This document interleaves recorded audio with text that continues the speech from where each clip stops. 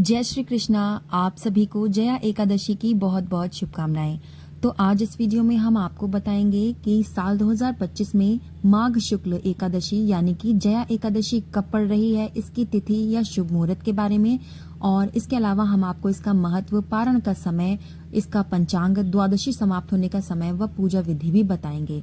तो चलिए वीडियो शुरू करते हैं। पर वीडियो शुरू करने से पहले अगर आपने अभी तक हमारा चैनल सब्सक्राइब नहीं किया है तो प्लीज कर लीजिएगा, और अगर आपको वीडियो पसंद आता है तो इसको लाइक जरूर कर दीजिएगा और शेयर कर दीजिएगा। इसके अलावा कमेंट में जय माता की लिखना ना भूलिएगा। तो चलिए वीडियो को शुरू करते हैं और बताते हैं जया एकादशी के बारे में। हिंदू धर्म में वैसे तो सभी व्रत बहुत ही विशेष महत्व रखते हैं, लेकिन इन सब से ऊपर जो व्रत होता है वो होता है एकादशी का व्रत। हिंदू धर्म में एकादशी के व्रत का विशेष महत्व है। ब्रह्मा जी के कथनानुसार एकादशी का व्रत सभी व्रतों में सबसे उत्तम व्रत माना जाता है। पूरे साल भर में हर महीने में 2 एकादशियां पड़ती हैं, जिसमें हर एकादशी का अलग अलग नाम होता है। माघ महीने के शुक्ल पक्ष में पड़ने वाली एकादशी को जया एकादशी कहा जाता है, जो कि इस बार 8 फरवरी को पड़ रही है। जया एकादशी का व्रत बहुत फलदायी होता है। इस व्रत को रखने से व्यक्ति को भूत, पिशाच जैसी योनियों से मुक्ति मिल जाती है। जया एकादशी के दिन सृष्टि के रचयिता भगवान विष्णु की पूजा की जाती है। एकादशी के दिन भगवान विष्णु की पूजा पाठ करने और दिन भर उपवास रखने से भक्त पर भगवान विष्णु की विशेष कृपा बनी रहती है। और यदि व्यक्ति एकादशी का यानी जया एकादशी का व्रत रखता है तो उसके सभी पाप धुल जाते हैं। इसके अलावा ये भी मान्यता है कि जया एकादशी का व्रत रखने से व्यक्ति को भूत, प्रेत, पिशाच जैसी नीच योनियों का डर भी नहीं रहता है, यानी ये इन सब योनियों से विजय प्राप्त कर लेता है। इसलिए माघ के शुक्ल पक्ष में होने वाली जया एकादशी का हिंदू धर्म में बहुत ही अधिक महत्व है। एकादशी का जो व्रत होता है वो 3 दिन तक चलता है। इसमें एकादशी का व्रत दशमी के दिन से ही शुरू हो जाता है, जिसमें दशमी के दिन आपको पूरा दिन सात्विक भोजन करना होता है और उसके बाद सूरज डूबने के बाद आपको कुछ भी खाना पीना नहीं होता है। यदि आप अगर बिना कुछ खाए पिए नहीं रह सकते, आप कुछ खाना चाहते हैं, तो आप सात्विक भोजन, सादा भोजन या फिर केवल पेय पदार्थ पीकर वो कर सकते हैं। इसके बाद अगले दिन एकादशी के दिन आपको व्रत रखना पड़ता है, तो ये व्रत निर्जला रखा जाता है। अगर आप निर्जला नहीं रख सकते हैं तो आप जल पीकर भी इस व्रत को रख सकते हैं, लेकिन इस व्रत में कोई भी आहार नहीं खाया जाता है। लेकिन किसी भी कारणवश अगर आप बीमार हैं या कोई भी इस तरीके की परिस्थितियां आपके सामने बन रही हैं तो आप इस व्रत को खा पी कर भी यानी कि एक समय भोजन करके, फलाहार करके भी इस व्रत को रख सकते हैं। लेकिन इस व्रत में फलाहार किसी विशेष परिस्थितियों में ही किया जाता है, जैसे अगर आप बीमार हो या फिर आप कहीं सफर में बाहर हो तो ऐसे में आप कर सकते हैं। लेकिन वैसे तो ये व्रत बिना जल और अन्न ग्रहण किए ही करना चाहिए, तभी आपको इस व्रत का पूरा फल मिल सकता है। इसके बाद एकादशी के दिन रात्रि को आपको जागरण करना होता है, जिस जागरण में आप भगवान विष्णु जी की पूजा अर्चना कर सकते हैं, उनका भजन कर सकते हैं। भजन कीर्तन के अलावा आप विष्णु जी के मंत्रों का जाप भी कर सकते हैं। इसके बाद हरिवासर का समय देखकर, यानी कि अगले दिन अगर हरिवासर नहीं पड़ रहा हो तो वो समय आपको देखना पड़ेगा। उसके बाद आप व्रत का पारण कर सकते हैं। पारण आप द्वादशी तिथि समाप्त होने से पहले ही कर लीजिए, क्योंकि द्वादशी तिथि समाप्त होने के बाद इसका पारण नहीं करना चाहिए। उसके पहले ही आपको इसका पारण कर लेना चाहिए। और पारण का ये समय आपको ध्यान रखना चाहिए कि उस समय हरिवासर का समय ना हो। जो हरिवासर का समय होता है वो द्वादशी तिथि के शुरू होते ही लग जाता है और 4 से 5 घंटे तक वो रहता है। इसके अलावा आपको एक बात का ध्यान रखना चाहिए कि जो एकादशी होती है उस दिन आपको चावल का प्रयोग बिल्कुल भी नहीं करना चाहिए। यानी कि अगर आप व्रत नहीं है तो भी आपको चावल का प्रयोग नहीं करना चाहिए, और अगर आप व्रत हैं तो आपको दशमी के दिन से ही चावल का प्रयोग नहीं करना चाहिए। और एकादशी के दिन व्रत रखने के बाद अगले दिन जब व्रत का आप पारण करें तो आपको पारण करते समय आप चावल से ही व्रत का पारण करें, हो सके तो।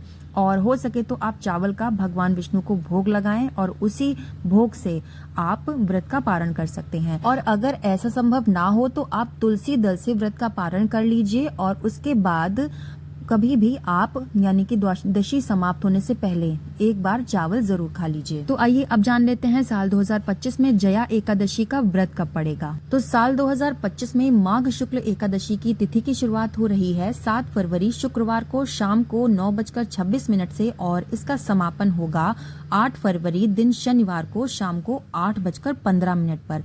तो ऐसे में उदया तिथि के अनुसार एकादशी का जो व्रत है वो 8 फरवरी 2025 दिन शनिवार को पड़ रहा है और इसी दिन द्वादशी युक्त एकादशी भी है।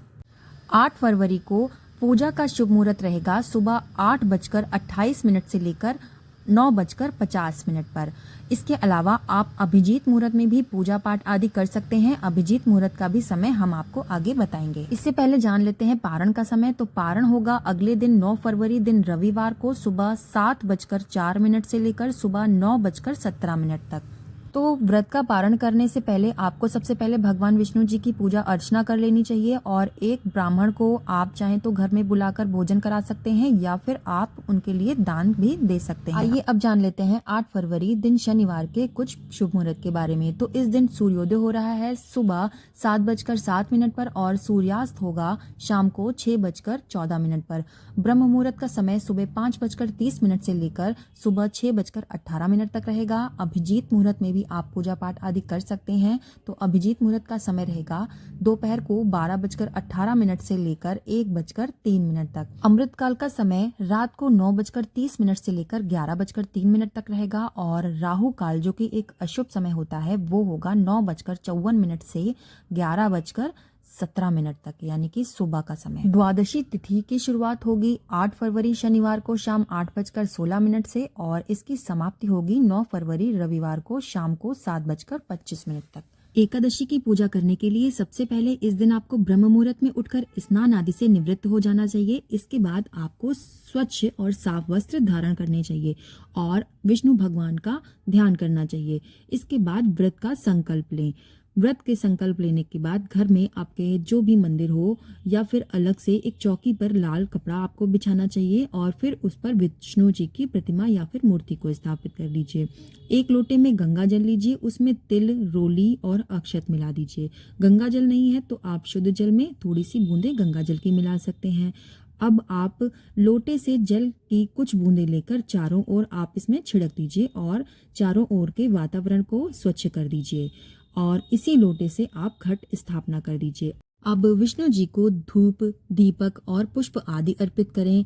इसके बाद व्रत की कथा पढ़ें या फिर कथा का श्रवण भी कर सकते हैं, जो कि हम जया एकादशी के दिन अपने चैनल पर पोस्ट कर देंगे, तो वहां से भी आप इसको सुन सकते हैं। इसके बाद शुद्ध घी का दीपक जलाइए और विष्णु जी की आरती करिए।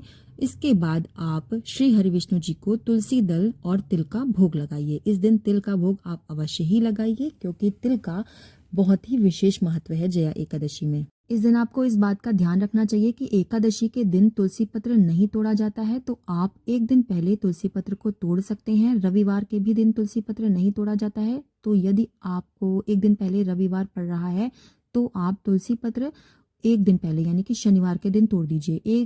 एक बार तोड़ा गया तुलसी पत्र आप 7 दिनों तक यूज कर सकते हैं। विष्णु सहस्त्रनाम का पाठ करिए, विष्णु जी के मंत्रों का जाप करिए। शाम के समय विष्णु जी की पुनः पूजा करिए और इस समय भी विष्णु जी की हो सके तो कथा का भी श्रवण करिए। इसके बाद अगर आप फलाहार करते हैं तो एक बार फलाहार कर लीजिए या फिर आप निर्जल या निराहार भी व्रत रख सकते हैं। अगले दिन द्वादशी के दिन ब्राह्मणों को भोजन कराइए, उनको दक्षिणा दीजिए या फिर उनके लिए कुछ अन्न की थाल निकाल सकते हैं। इसके बाद आप स्वयं भोजन ग्रहण कर सकते हैं। और जिस दिन आप व्रत रख रहे हैं, एकादशी का व्रत रख रहे हैं, उस दिन पूरे दिन आप ओम नमो भगवते वासुदेव का जाप करते रहिए या फिर आप कम से कम 108 बार इस मंत्र का जाप करिए। तो आज का वीडियो यहीं पे समाप्त होता है। अगर आपको पसंद आया हो तो इसको लाइक कर दीजिएगा और कमेंट में जय माता की लिखना बिल्कुल भी मत भूलिएगा और इस वीडियो को अपने परिवार वालों के साथ शेयर भी कर दीजिएगा। तो चलिए मिलते हैं ऐसे ही दूसरे वीडियो के साथ, तब तक के लिए धन्यवाद।